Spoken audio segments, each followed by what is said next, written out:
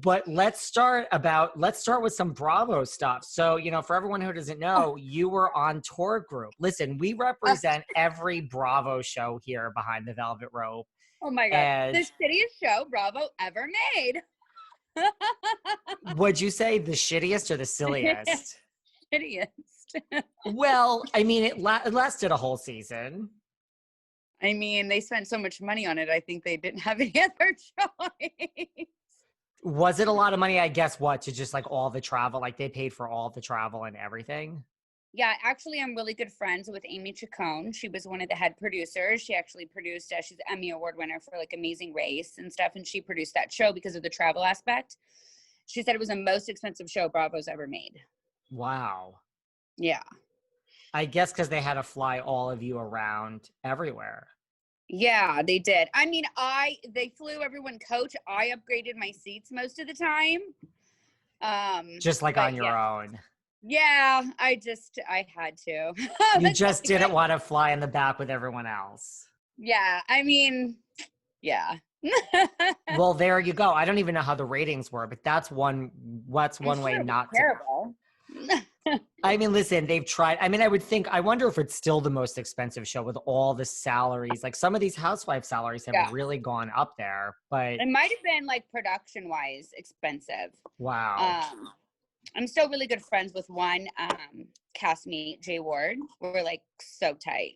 Yeah. But and you met on that show. Yeah. I mean, it was a good idea, like following, a bunch of travelers around that were like at different points in their lives. Well, when they approached me and put me on like a hold for the show, I was the first person, and then it was like I was on this like 2-year hold. It was so annoying. But they told me it was going to be a bunch of hot, sexy singles running around the world. And I was like, well, hell yeah, sign me up. Like, who's going to be the hot guys? Like, I was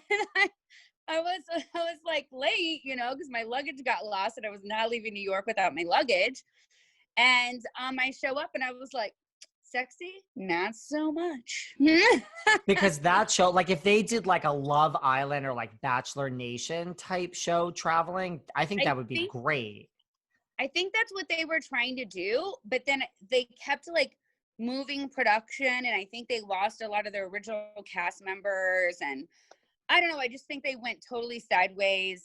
I mean, I got there and I just clearly didn't give a fuck. I mean, if anybody watched the show, I was like, yeah, I'm not going to do that. Yeah, I'll pass. You expected to see a bunch of hot guys. Well, yeah. And like, I mean, it was just pretty bad. How'd you get involved in the first place with it? They called me because I did that show on Oxygen, my shopping addiction, like years ago. And that was like the highest rated episode ever. Really? Yeah, it was just me. I was just me, my normal self. And so they called me and wanted me to be on that show. And I was obviously very excited about it with, what they told me the premise and stuff was going to be.